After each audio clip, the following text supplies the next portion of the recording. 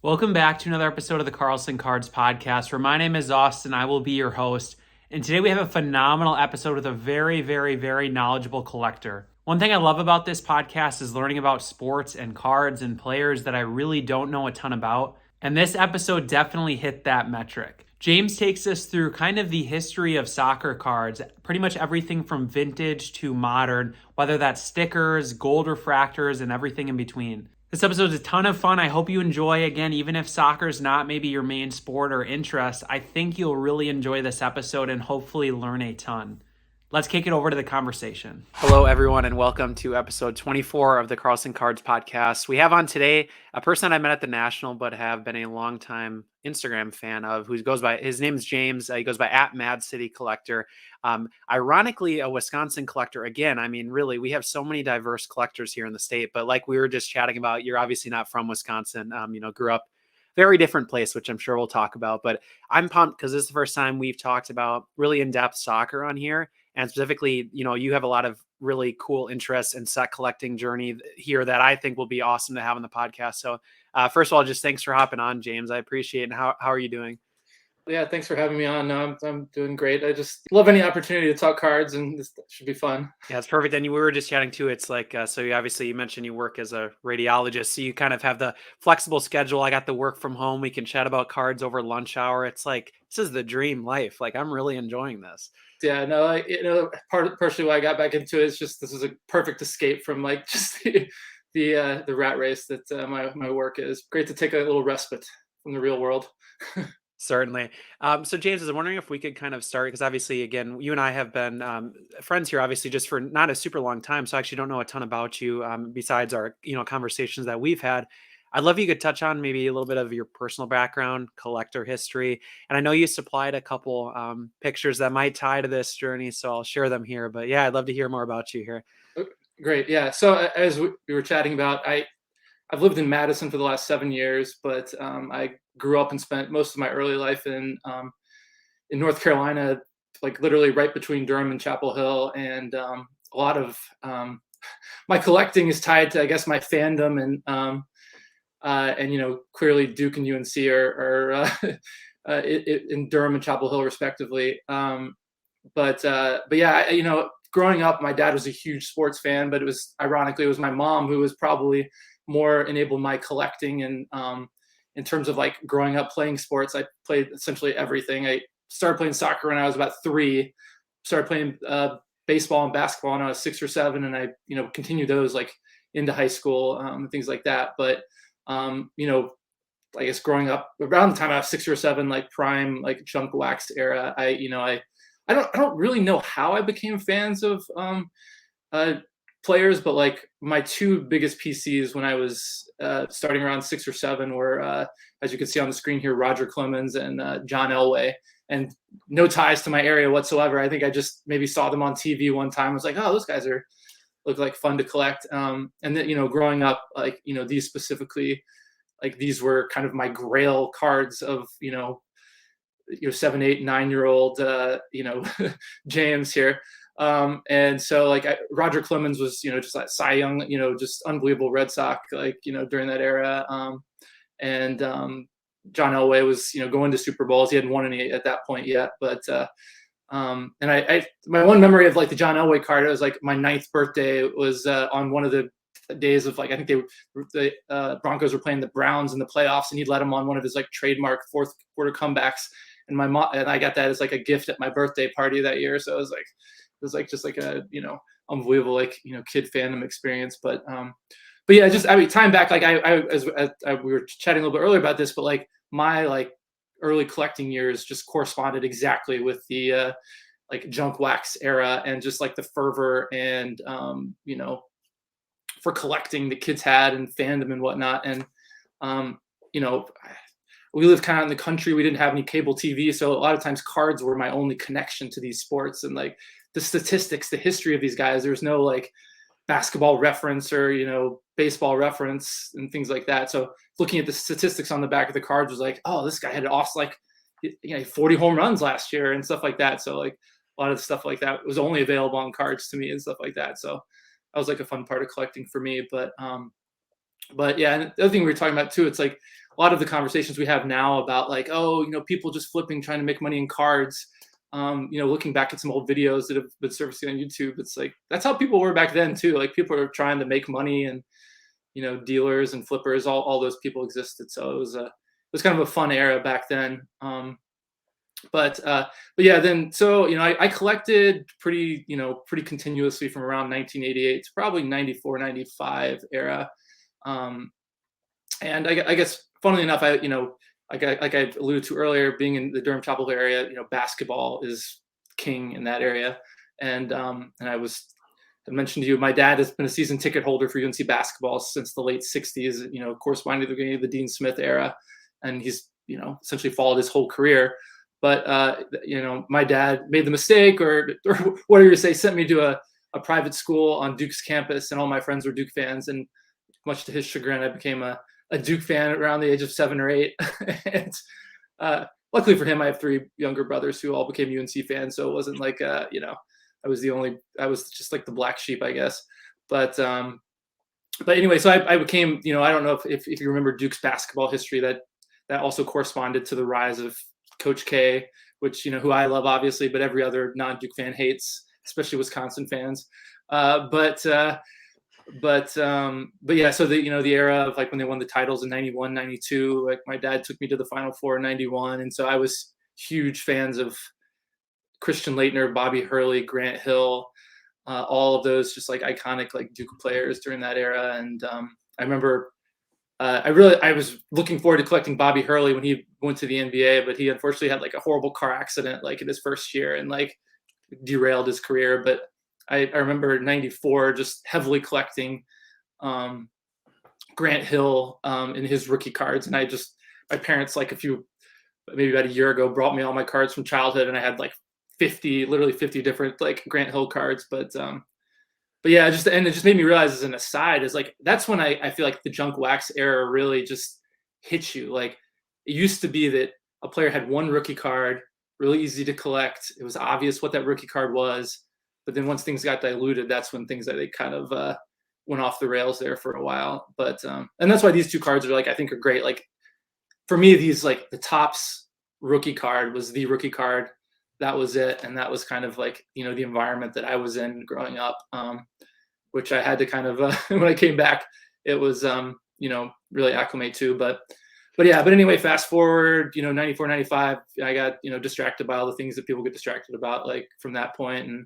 And around that same time is when I guess the World Cup came to the U.S. in 1994, and so that was like the first time when all of the great international players were just in my face. I was like, oh my God, these guys, I've been playing since I was 3, but this is the first time I really saw all the great international guys, like, in a way that was like really in my face. And then around that time, I think they started playing European, soccer leagues in the, on TV. And so I started to be able to watch the Champions League, which is essentially just like the playoffs for all the best teams in Europe. And then, late 90s, I became a fan of Manchester United. They're kind of like the Yankees of the English Premier League. And I just wanted the team that I could follow, that I knew was going to be good, and not a lot of people choose teams in European soccer that have no chance of winning. So that was kind of my choice. I was like, do I want to be suffer as like a fan of the team who never wins, and so I chose like the Yankees of that.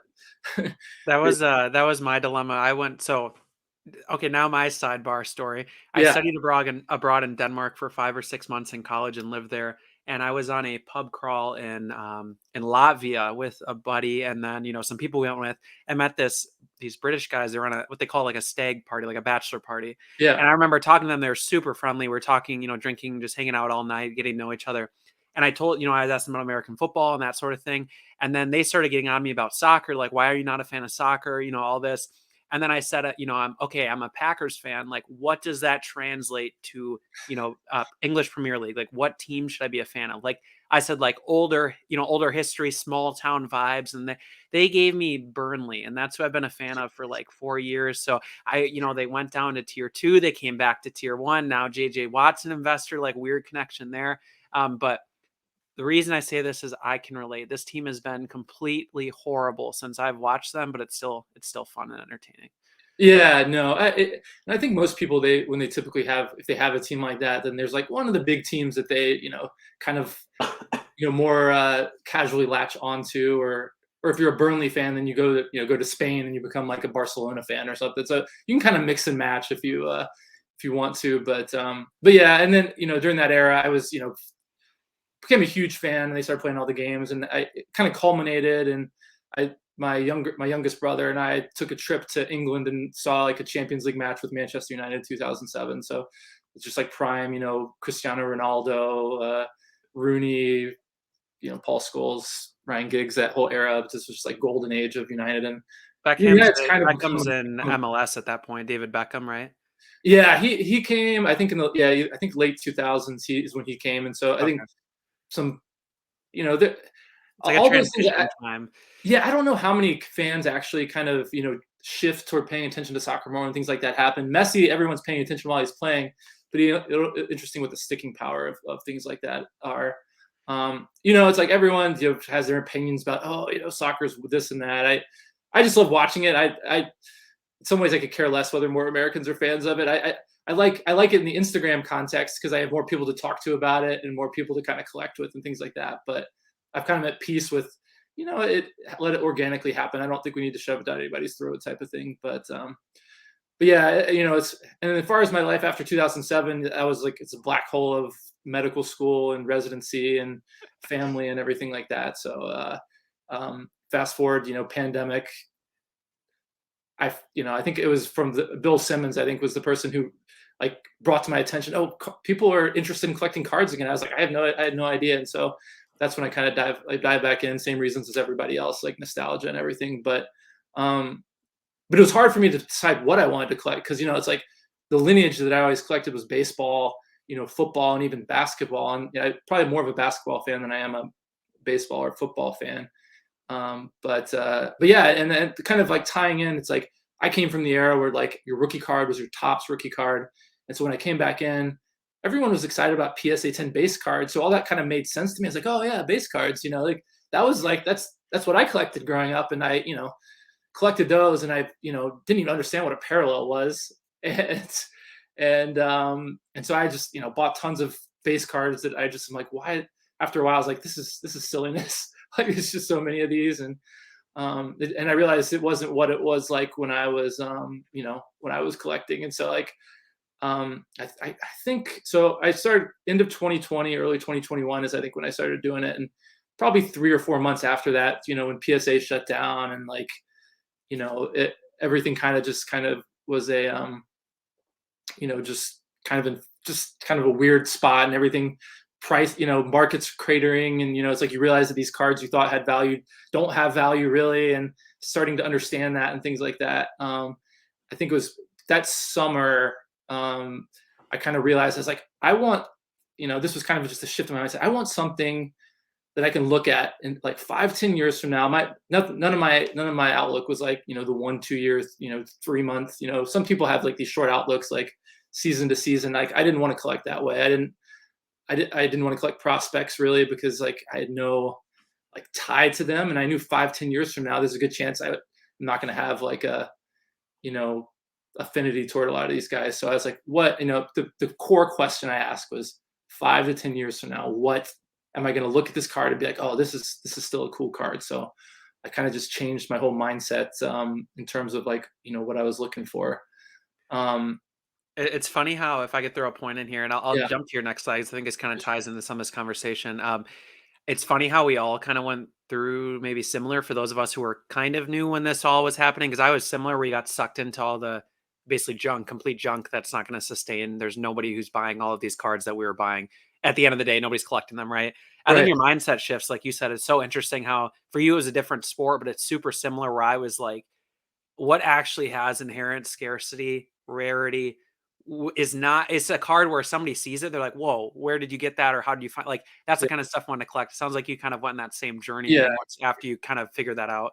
Yeah, exactly. I was like, I need to find stuff that I'm not seeing on Instagram, that nobody's talking about, that I know people are out there collecting. And I kind of got glimpses of it. And it's like when I was kind of deciding what route to go, I was thinking, having moved to Milwaukee the same time Giannis is like ascended, I was like, oh, Giannis would be a cool guy to collect. And then I started looking at his prices, and I was like, oh no, that's not it. Like that's like all the cards I would want of his were just in a stratosphere that I wasn't worth going to in terms of buying. I thought about looking back and going back to like, Roger Clemens or John Elway. If I was going to do football, probably would be John Elway, but I was like, those are well-trodden paths. And I kind of want to go down a path that's like kind of unique, that's not as fleshed out. It's like, everyone's talking about Michael Jordan collecting, but I was like, that collecting thing is so fleshed out. Like you're chasing cards that, I mean, it's fun. People love collecting, but I was like, this has already been like fleshed out, and someone's done it way better than I can ever do it. So like, what am I like? There wasn't a newness or like a excitement to it for me for like, say, going back to Michael Jordan, because like I had tons of Michael Jordan cards from the early '90s. His connection to UNC was like, my dad loves telling the story. He took me to see him when I was a toddler in like Carmichael Auditorium and stuff like that. So I was like, do I do, cross Jordan off the list, and then, then I was like, and then all of a sudden I was like, wow, there people collect soccer. I was like, what is this? And it's, partially why I, this, he gets a lot of flack, but Gary V he actually, my brother has like a podcast, some financial podcast, and he was talking with Gary V, and somehow the topic of, I went to one of his videos and he talked about soccer stickers. I was like, stickers, what is this? Like, and then I went down like the rabbit hole of stickers. And so, it's definitely not well known in the United States, but sticker collecting, the way people collected in Europe, they've been collecting the same amount of time as we have, but what they collected is these stickers that they actually glued into albums. So as opposed to putting them in like, the plastic sheets and binders, they actually glued them to albums, and they've been doing this for as long as we've been collecting. And so I was like, this is really interesting. This has a lot of history. It gives me a chance to kind of explore like the history of soccer that I've never really gone before. And I remember I went to National in 2021, and I was like, I want to find a Pele card, a cool old Pele card that looks cool. And I went and I found, I think it was like it was kind of a random 1962 Pele card that looked really cool. It is still a cool looking card, but it's like, it's not even one in his upper echelon of cards, or stickers. But, and the interesting thing about stickers too, is that most of these stickers are, because they were meant to be glued, have been damaged. And so they're at their highest, occasionally they're PSA 2, but usually they're PSA 1 or 1.5. And so if you find these stickers unstuck to albums, like you have that inherent condition rarity. And I was like, oh, that's really interesting. Like that dynamic of collecting these. And so, and I'm not like, it's not necessarily an original thought, but like the things that kind of become rare later in time that were kind of mass produced are the things that had no value when they came out, and people kind of just didn't take care of them, or they got lost to the hobby gods, as I like to say. And so that was like, I was like, let me get into these stickers. And so, so the pictures we're seeing here, these are kind of a shout out to kind of the lineage of stickers. And so everybody knows Panini for the modern era, but Panini's been making stickers that have been popular since like 1962. Wow. 1962, and they've been making them in Italy. And so the earliest sticker that I have is actually in 1963, which is the Eusebio here. And Eusebio was like a legend, Portuguese legend, arguably one of, other than Pele, probably one of the top 5 people of that era. And I love this sticker, just the color, just the design and color. It's got a nice, nice white border, and the blue, red, just like all the colors, everything about the sticker, nice portrait. And so like I kind of fell in love with kind of the design of like all these like, early Panini era stickers. And just, I mean, to give you kind of a short history, Panini made stickers throughout the 60s. I mean, there's a bunch of Pele stickers throughout the 60s, and as well as, a lot of other players. But the set that really kind of changed Panini's fortunes and history was this 1970 Panini World Cup sticker set. And this was the first time they released a sticker set just to the broader world. So there's sometimes the thing that distinguishes these stickers is they have different kind of wording on the back. and this version has the Italian back. But and the fun chase about this set is that there are actually 4 different backs that were made, so you can chase a player in all 4 backs. And so there's an Italian version, there's a multi-language version that was sent all over Europe.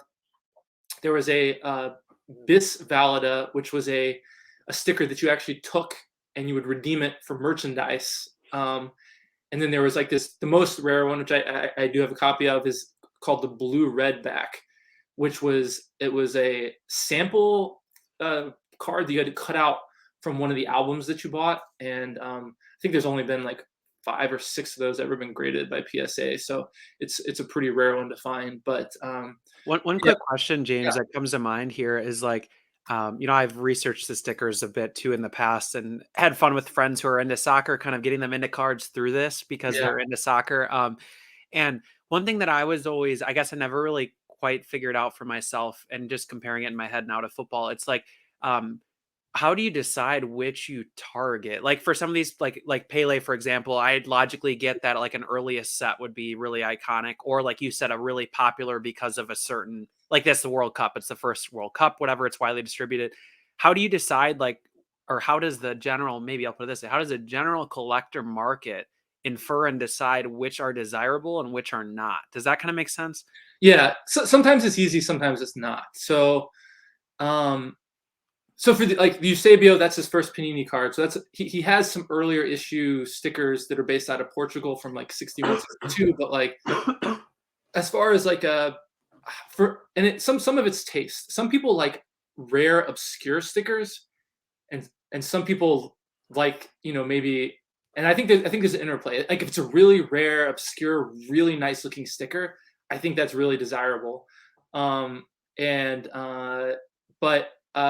as time went on, it was like more obvious.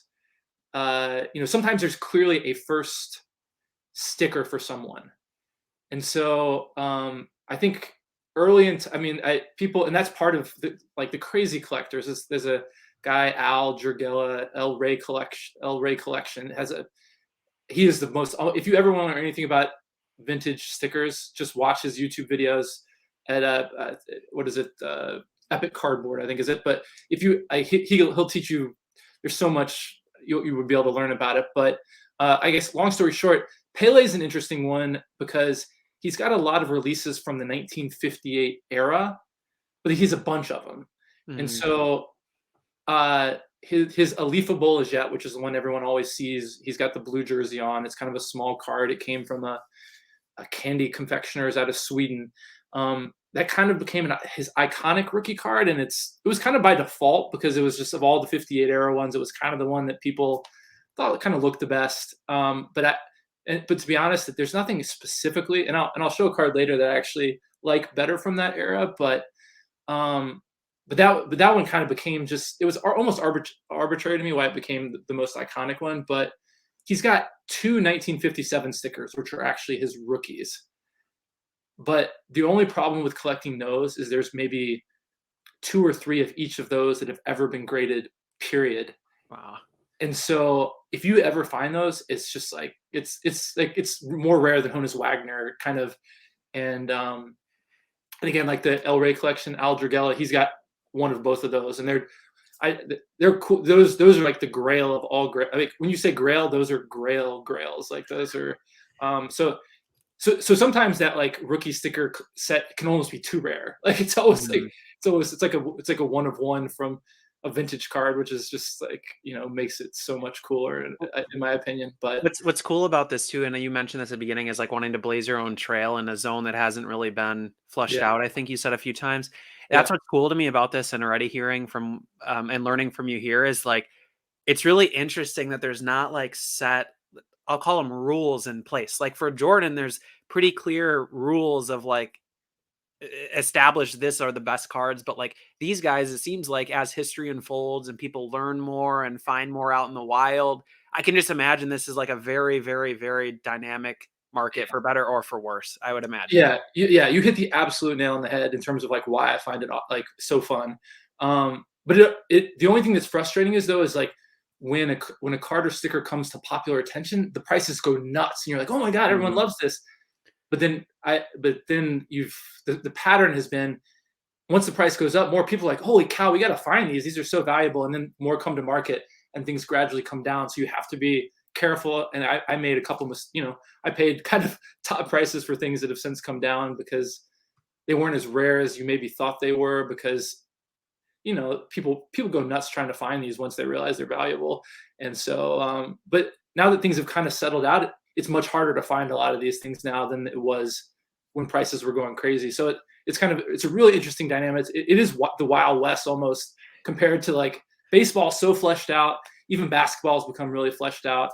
And football, I feel like, is a little. It's still kind of, people are finding ways, because like I would agree with you. Selecting just Brady for a long time, and Peyton Manning got forgotten for so long, and like for me, like Peyton Manning and Tom Brady, it's like Tom Brady won more, but my thing at the time, I was like, if they switch teams, Peyton Manning would have 6 Super Bowl wins. Like that's like my hot take, I guess you could say. But anyway, I one comment on that's interesting is what I always, and I didn't know this before I started collecting Peyton Manning, and I'm not saying everyone go collect Peyton Manning, but one thing that was really cool to me is, as a kid watching, the reason I went for him and not Brady quite as hard was I always thought Peyton was better, and that was established, that he was the better player and the hype was there for him and everything, right? And then Brady went off and won all these like continually. But what I didn't realize is, like, prior to the main hobby blow up, apparently key cards, and again, I could be incorrect, but apparently key cards, a lot of the time the Peyton would outsell the Brady. Like if you're talking like 2015, 2016, 2017, 2018.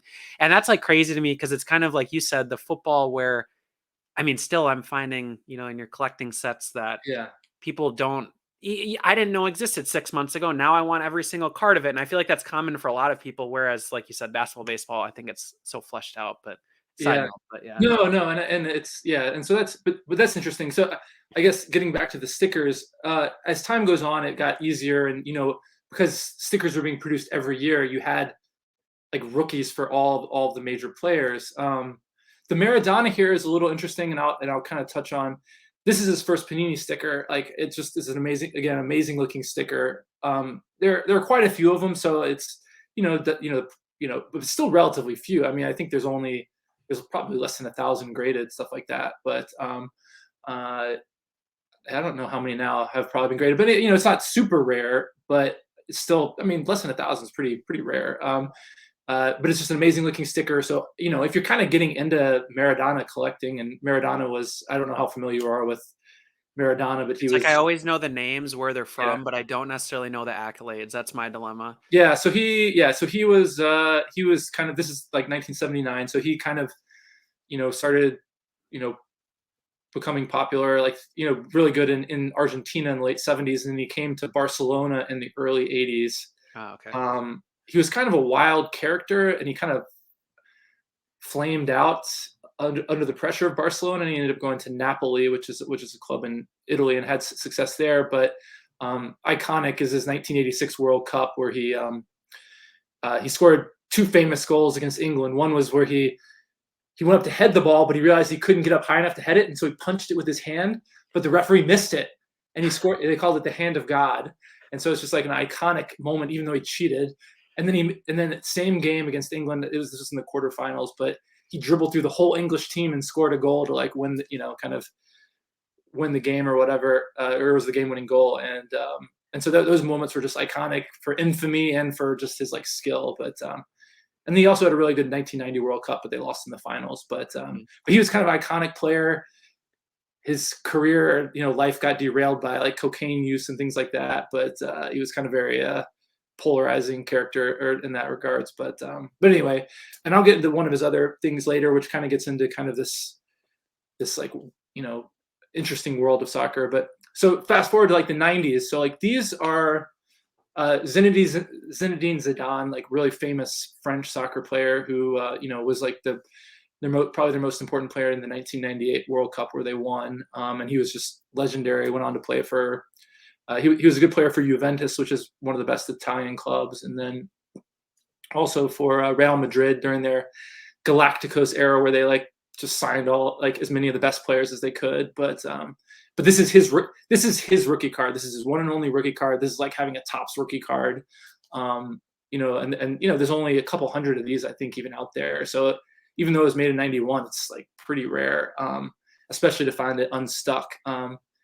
And That's this kind of shows you, like, this is a PSA 3. If you look at it, you're like, a lot of these stickers look pristine, but they have slight indentions because they're kind of thin paper, so they can be very condition sensitive. So, I mean, like when I look through it, I'm like, this looks perfect, and like, it's like maybe there's just like a tiny crease, and so like, even though it looks really nice, Same thing with this the 94, like, this Panini one. It's like it looked perfect to me. I was like, oh, maybe I'll get like 7 or 8.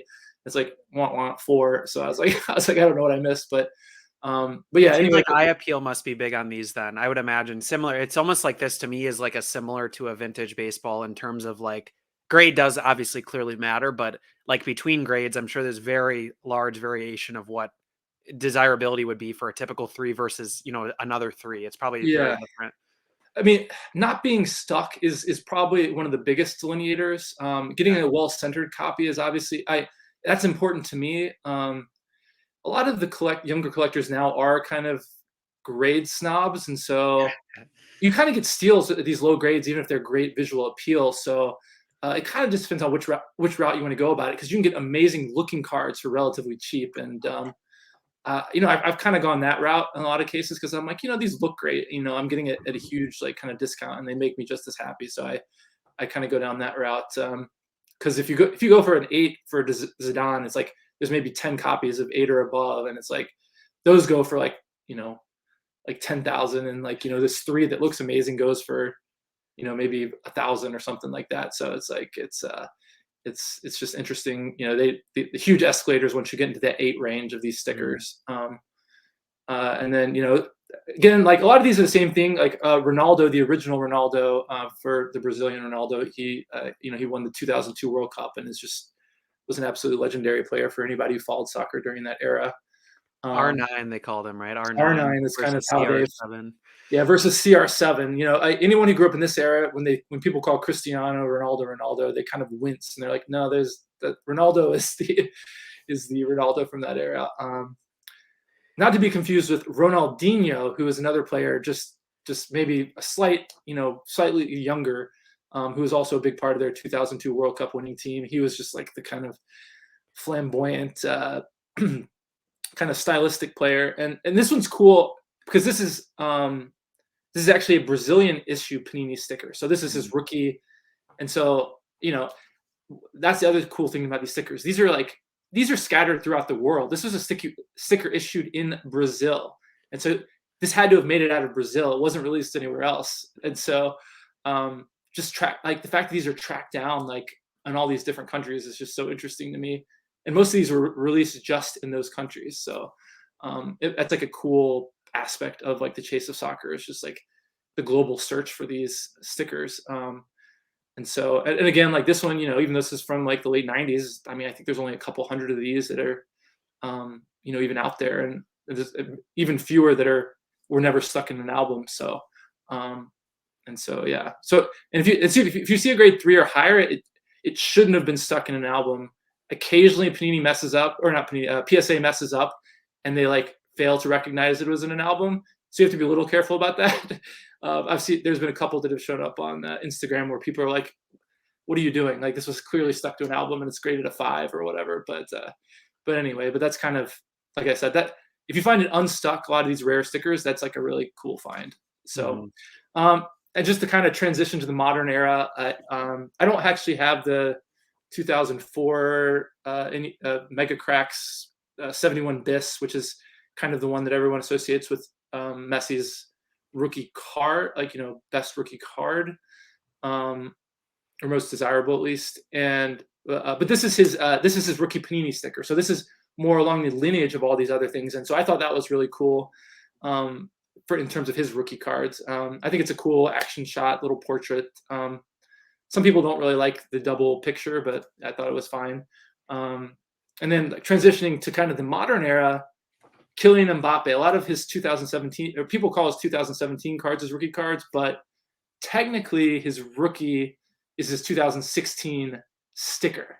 And it was like a dual sticker with some kind of obscure player, but I just, because I got into this whole, I targeted this first because I was like, got into this whole stick. I was like, I want like Panini rookie stickers. Like that's like the coolest thing for me. Like early in my collecting of soccer, and so I made this this kind of run of like all the players that I just was like, oh, these are just such iconic players of the Panini sticker era, like of their rookies or whatnot. The only one that I'm kind of the two that I'm looking for that I probably will add eventually are the Thierry Henry, his Panini foot sticker, and then the Cristiano Ronaldo, his Panini rookie sticker. But yeah, this was like my earliest chase was like these rookie stickers of all these iconic players. So yeah, kind of tells the history of the Panini stickers, and so I thought it was really cool. But and now I think we transition to a very important set, seemingly, that I've learned. And if you follow your page, if anyone does, it seems like a very important set to you.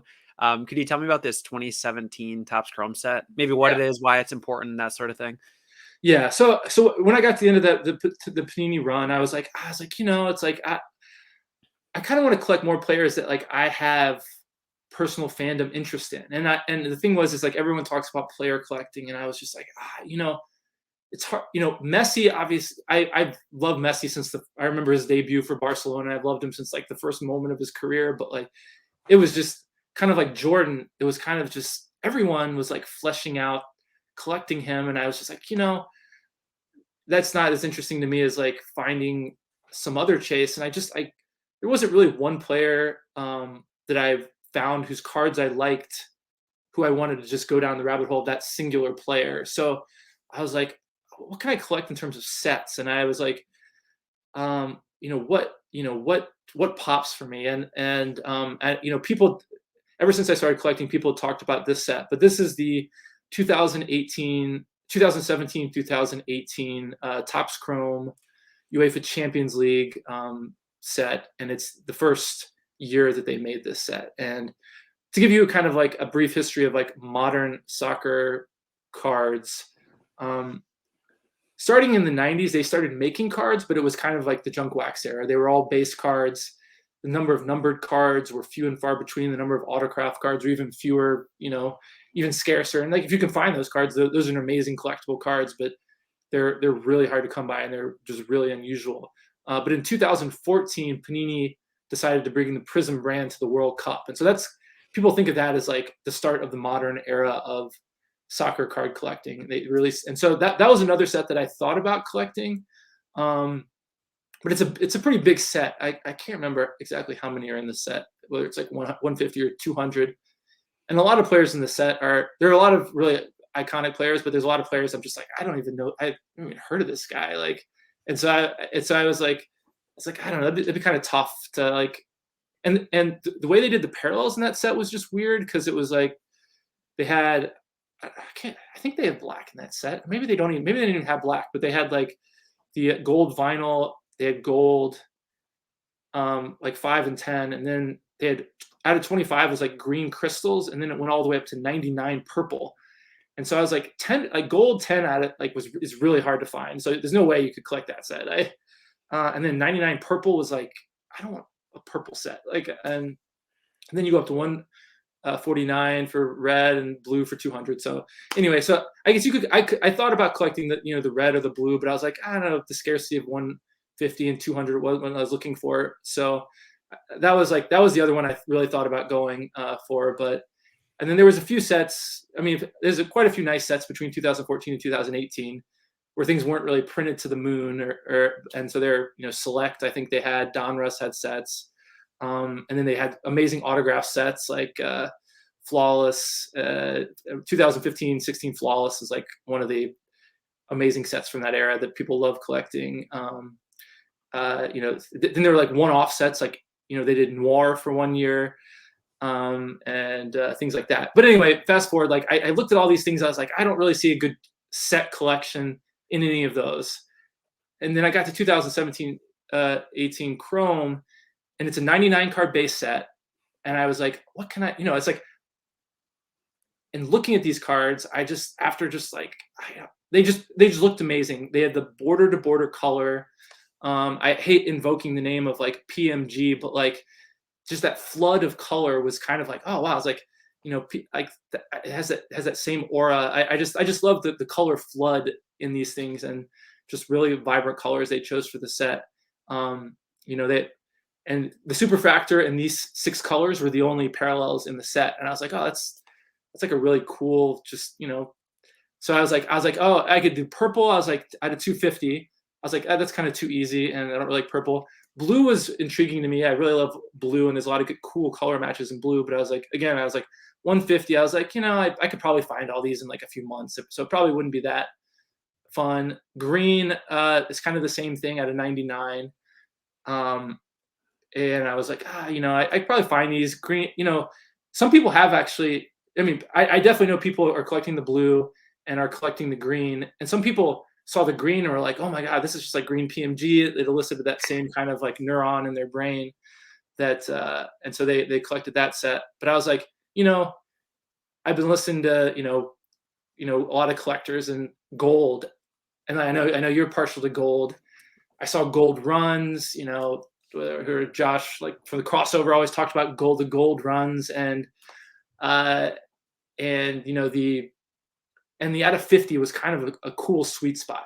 It's rare and you don't see them that often, you know, necessarily, but it's doable.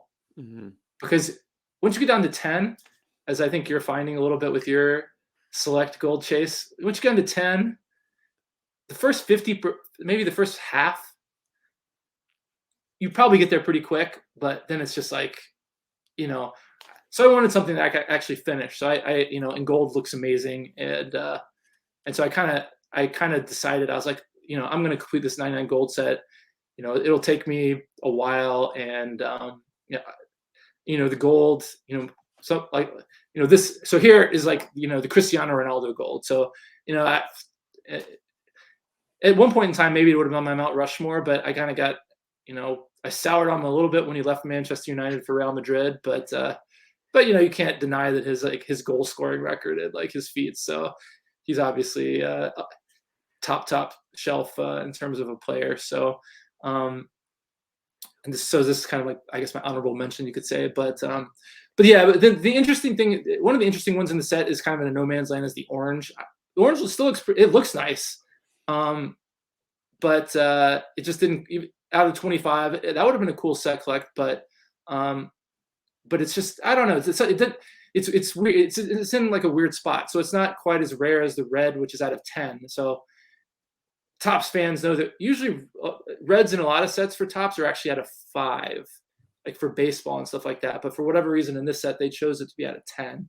So it's kind of like in terms of like rarity and things like that, it's like the gold for like, you know, the Panini, you know, Prism era stuff. So the orange is in a weird spot, but I still collect some of them. But it's interesting. There are some collectors who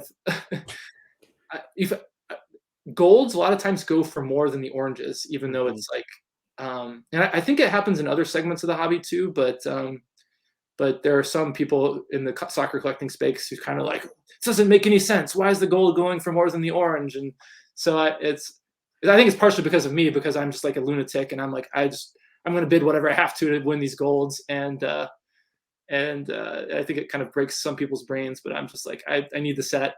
This is the first time I've seen this card come to auction in like 2 years. So I was like, I'm not losing this. But so, yeah, I've noticed that in other segments too. And I had to accept there's no logical way you could run it. It's just the fact that, like, I just had to accept it as like a hobby general rule at this point. Like, it's just consistent in every sport. Like, you could find something where a gold's out of 50 and like something else is maybe, I'd say out of 10s, probably where you start to see the even of price, or if not the 10 higher. But out of 25s, no matter what color it is, the gold out of 50 will always outsell. It just seems like football for sure. That's always been the case. But yeah, it's kind of interesting. So yeah, so I remember for the Bowman prospecting, I it's not that way. So I think for baseball, I don't think it's quite as.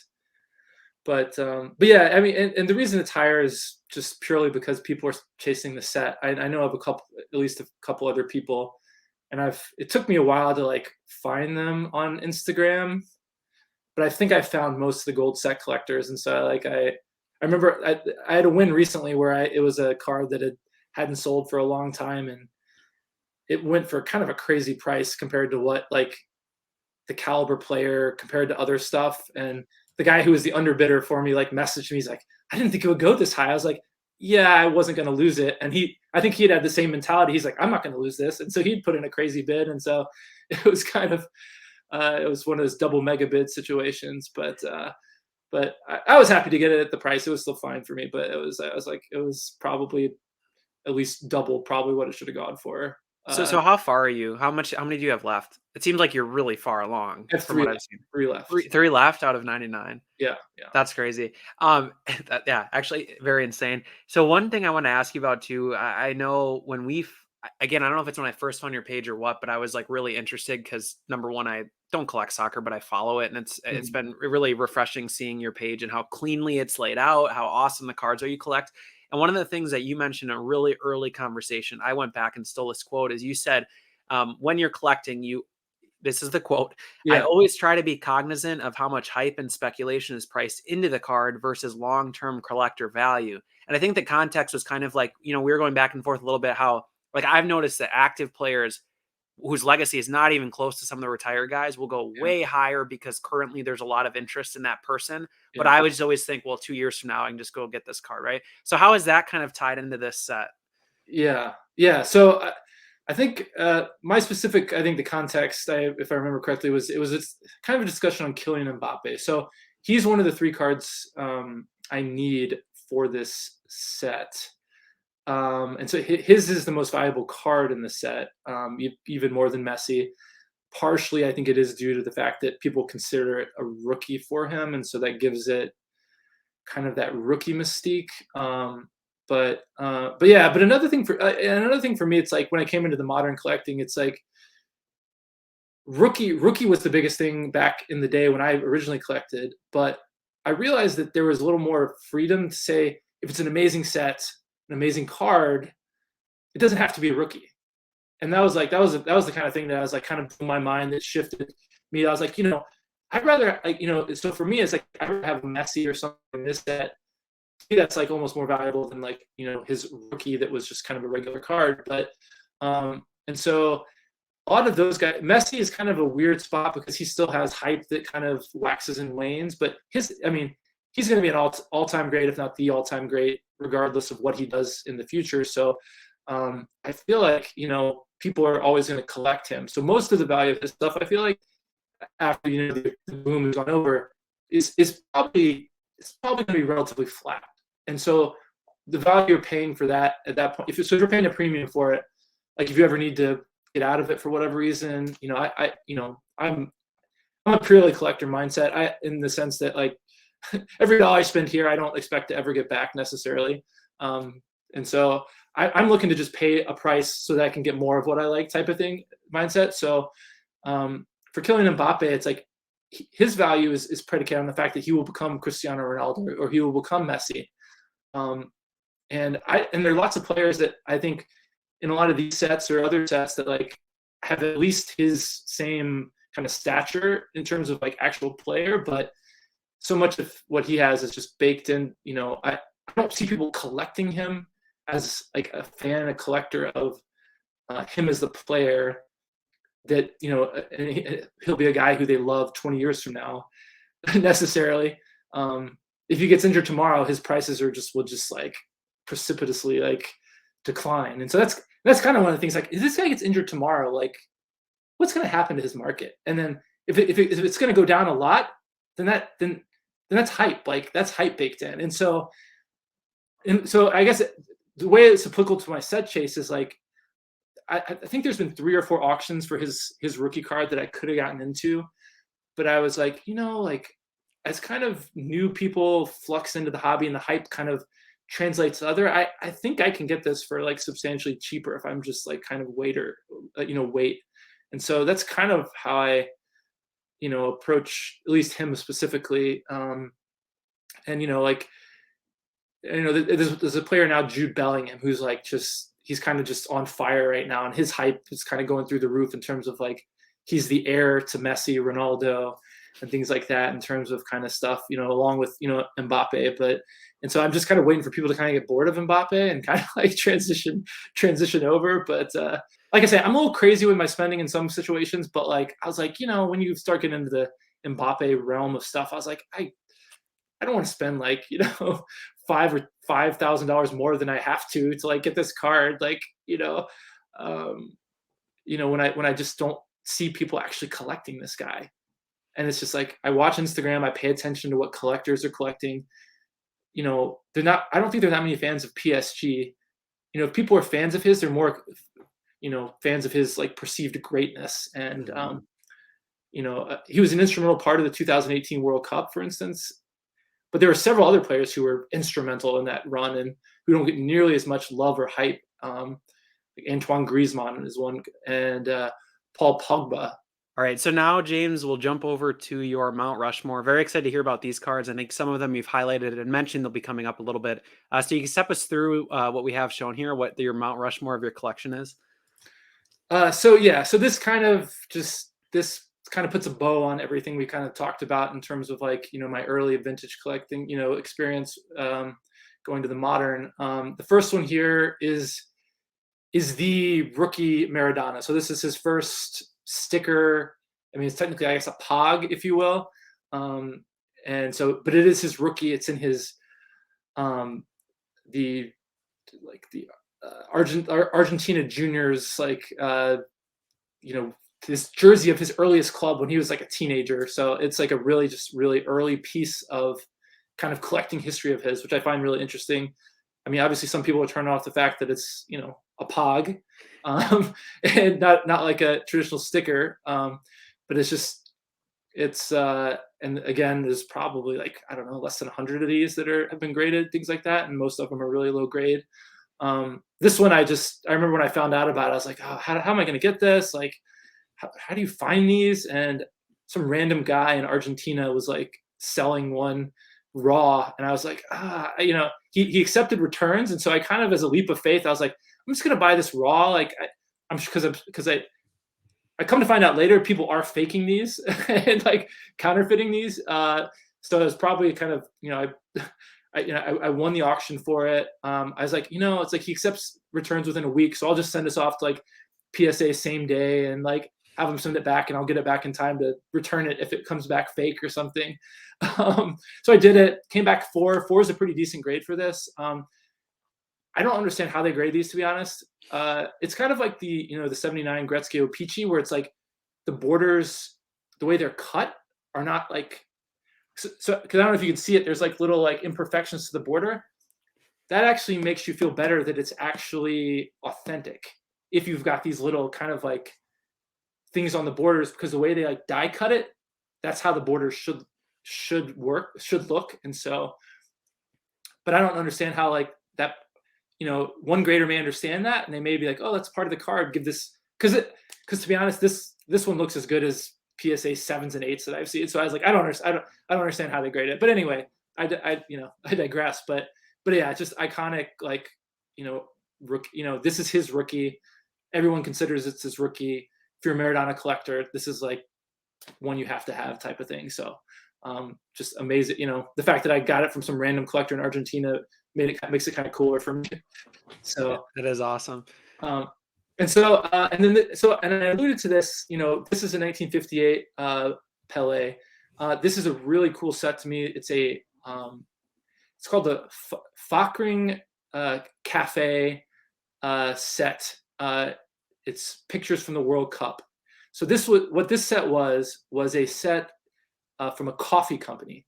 And so what you do is you collected points from the coffee, from buying this coffee, and you sent them off, and they sent you cards. And it's from the Bremer region of Germany. So it's like from a certain region of Germany from 1958. These like images from the World Cup, and there's a bunch of cards. There's actually several different Pelés from this series, and this is a kind of fun collecting story. The way this set came to my consciousness is there was actually a collector in Middleton, just like there's a suburb of Madison, who had been collecting Pele for maybe 15, 20 years, who I found I was like buying a card on eBay, and I was like, ships from Middleton. I was like, from Middleton? I was like, what is this vintage card shipping from Middleton? And I like did creepy stalker stuff, and I found this random guy in Middleton who had all these vintage soccer cards, and I like bought as many of a lot of my vintage collection comes from this guy who I bought in like cash deals, like across, like I'd meet him at like a coffee shop and just hand him a stack of cash, and he'd hand me a bunch of vintage soccer cards. But he told me about the set. He's like, of all the sets I collected, this is like, I barely saw these ever. But now they're valuable. Like more, you will see more of them. But of all those, he actually didn't sell me this one, but of all the ones from that set, this one is the one that the collectors kind of are drawn to. It's like an emotional picture of Pele kind of crying after they won the 1958 World Cup. He'd scored 2 goals in the finals, and he'd scored 3 goals in the semifinals. So it was like, people were just like, this was just like the ultimate moment for him. And it's just like, it captures this iconic moment. For me, the reason I like this kind of better than the Alifa is just, it's a full-size card. It's kind of almost like a stadium club card, in the sense that it's just an iconic, just like image that you catch, like black and white, kind of just looks really cool to me. So I think I got this at like PWCC or somewhere, but it was, but yeah, this was like, in terms of like, because of that, having talked to that collector in Middleton who had been collecting, these cards before they had any value at all, he's like, this was like the set that he found most special. And I was like, this is awesome. Like, I agree. I was like, this looks like awesome.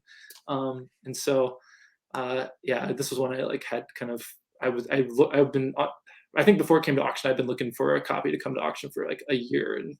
And so this was, this copy looked amazing. The corners look amazing. It's pretty well centered. I think it got knocked down. Maybe there's some very light staining, almost like when old paper becomes brown to it. But that may have been what brought it down. But yeah, it was just a beautiful, iconic card that Pele collectors really love to collect. So. This is the amazing part about this. You see cards I would never, ever, ever have seen these. I wouldn't go, you don't actively search for them, so you wouldn't see them. That was so yeah. cool. I was like, oh, it's like, whoa. I was like, I've never seen anyone on Instagram post this. I was like, I have to have that type of thing. So, and then, so yeah, it's just kind of the rest of kind of, the bow, I guess, like I said, on my collecting. These are kind of my 2 favorite cards from my 2017-18 chase. Lionel Messi at this point probably, doesn't really need much explanation. His gold. This is just, my, what has become my favorite set. One of my favorite players of all time. Really amazing action shot. Gold. I guess not much else to say about it that I already said. But and then the other one's a little more, I guess more of a deep cut for like soccer fans of the last. And so the other cool thing about this set and why I collected it is it kind of spanned a generation of players.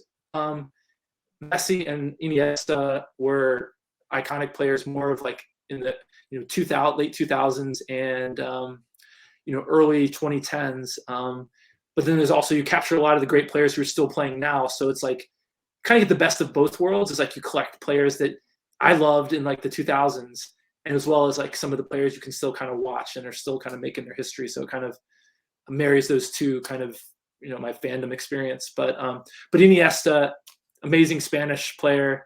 He was on all the Barcelona teams with, Messi. This was, I think this was his last year at Barcelona. He with Spain, he won the European Championships twice. He won the World Cup. I think he won 4 Champions Leagues, with Messi. He scored the game-winning goal in the 2010 World Cup. So it's like, he's as iconic as they come. His partner in the midfield at Barcelona is Xavi. He doesn't have a card in the set, but those two are kind of linked. And he didn't have the goal scoring records that Messi has, but like as a player, it's like he was instrumental in like so many of the iconic moments in the sport over the last over that like 15-year stretch. This is the red out of 10, is Pop 1 PSA 10. So it's like, it's, when I saw this came up, I just like, it came up, I think I got it. It was a seller in Korea. So again, like you don't know where these cards are going to pop up. And I think I've chatted with you about this on Card Hobby before. It's just, or about Card Hobby, like on our Instagram chat before, but it's just like, there are lots of collectors in Asia who just have these cards squirreled away and like, you never know when you're going to see them. And I think Nat, even when he was on with you talking about the PMG stuff, I think at least one of his cards he got from someone in like Shanghai or something. So it's the same thing with soccer. There's so many of these squirreled away in Asia. in Europe as well. So it's just like, it's a crazy where you'll find these. And I think someone posted this like as a,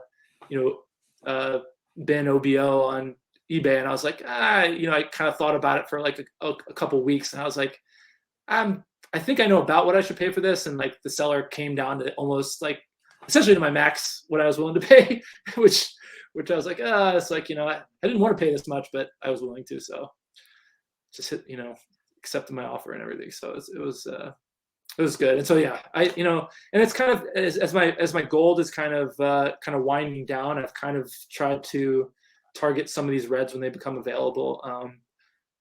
There's one other collector who's like a kind of a high-end collector who's trying to put the red set together. I don't know if I'll ever get to the end of the red set, but I'll pick up new ones whenever I find them, probably from now and for the next 10, 15 years, probably. I was gonna say decades to come, I'm sure. Yeah. It's more of the long burn in terms of like a set chase. Like the gold, I was like, I knew I could finish it. I've been collecting it maybe a little over a year now, and winding down toward the end. So who knows when I'll finish it? Maybe a month from now, maybe a year from now. I don't. So it will be interesting to see. But I'm excited for you. That'll be awesome. Super exciting. You'll have a photo of all of them just laying there. Yeah, that's what I've been plotting. I'm planning, how do I show these? Am I going to do like a reel where I just like go through them? Am I going to do like the big shot? I kind of like the reel, and we like kind of like kind of interacting with them. But we'll see. We'll see what I decide. But that's that's the great thing about Instagram. You get a little creative with your photography and your kind of media kind of portrayal of the cards. Yeah. So James, maybe now, if you're good with it, we can wrap up with a fast five quick questions. One of them kind of ties to what you were just saying. I was going to ask. So I stole a picture from your Instagram. I love the way you've done it creatively. You have the cards, and then actually everyone just go to his Instagram, go follow him if you don't already. But he has the cards with the player iconic image in the background. I guess the question here, the first one is, what's your quick tip for somebody who maybe is new to Instagram or wants to revamp the way they're sharing their cards and kind of be creative about it? Any tips there for someone who's new to this whole thing? I mean, it's like a lot of things. Just go through pages, watch how people like. If there's a way that like you like how people portray their cards, like yeah. I mean, for me, it was I'm not particularly like a graphic designer or anything. But I was like, I can like, jerry rig this like kind of system where I, frame the card. I was like, I just think it's really cool because like I said, I'm a fan of the sport. So I like putting the card in the context of like my fandom. And so like Bruno Fernandes, top left, like around the time I got that card, he'd been named the captain for Manchester United. So I was like, let me get a picture of him pulling on the captain's armband. Mario Götze, like he's an amazing German player. He struggled with injury, but in the early when they won the World Cup in 2014, this is an image of him scoring the winning goal. And so it's just like I married the card with like iconic moments. Leroy Sané holding up the English Premier League trophy. Same thing. Kevin De Bruyne doing the same thing. Luka Modric, he's an amazing player. He was the only player between I think 2007 and 2021, other than Messi or Ronaldo, to win the Ballon d'Or, which is the player of the year in all of soccer. He's the only player to win it except for those two, and there he is holding up the trophy for that. And yeah, for the Messi one, an iconic moment where he scored a goal against Real Madrid, which is their arch rival, and he taunts like the fans by holding up his jersey, and like so it was just like a cool moment. So anyway, that was the reason I did what I did. But aesthetically, everyone kind of has a different. Some people like having it on the card stand. I like doing it this way because it kind of marries like my fandom of the sport with what I was doing, and that's why I did what I did. Awesome. So number 2, if you had to collect another gold set, and you mentioned a few different sets that are really neat, what would you go after? Like realistically, what would you probably pursue next if you had to? Does it have to be gold or? So this has been my. It can be anything. Fair, anything. I was thinking. Yeah. Well, this has been my mission, like for the last like as my gold has gotten down, I'm just like, what set could I collect? And you asked me different week. It's a different week. As far as gold goes, the one gold set that I really like, there's a 2018, 17-18 select gold field level. How many are in that set? That's the one I was thinking of. I was hoping you'd say one of those select tiers. How many are in that set for field levels? Like 100, or is I it less literally than that? just looked at it the other day. I think it's only like maybe 30 or 40, something like, or maybe even 20 something.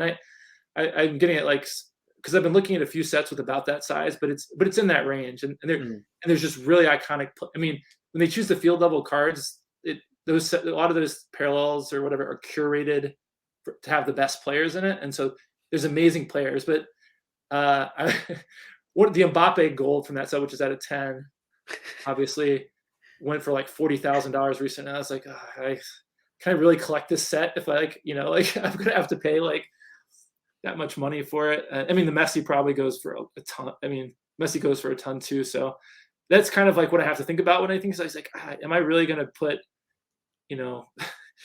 a brand new card type of money mid five figures for multiple of these cards type of thing? So we'll see. And so I've looked at collecting a certain parallels of the 2014 like World Cup Prism, but like I said, the parallels are just so weird there. I definitely could never finish out of 10. There's the Eric Whiteback is putting together the gold set of all the World Cup Panini stuff, and like he's only 50% of the way through it. It's like he's been doing it for like a long time, so I'm like, no way I could do that. But I thought about doing one of the other ones, but I was like, I don't really want to collect the whole set out of 150 type of thing. And like I said, a lot of the players I don't care about. And then the one that's kind of like, I guess, modern collectors that I've looking at recently is the National Landmarks. Oh yeah.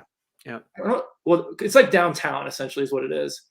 And that's 2018 World Cup, I think. Yeah, but it's 2018 World Cup. So the Mojo out of 25, that's the most recent one I've been circling. The thing is, there's no out of 10 for that one. There's only an out of 5 vinyl. And there's one guy who has the whole set.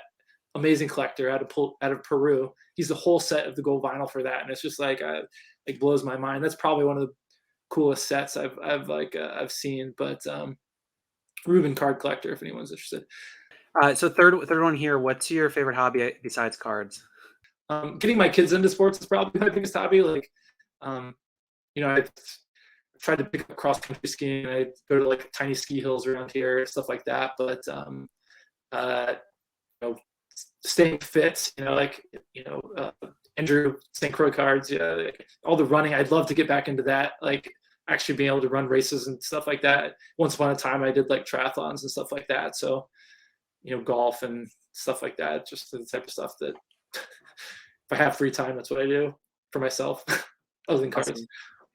Awesome. Fourth question here. If you're going to go, maybe you are going to go to a match, but if you could go to a match of any team in the 2026 World Cup, what team would you pick?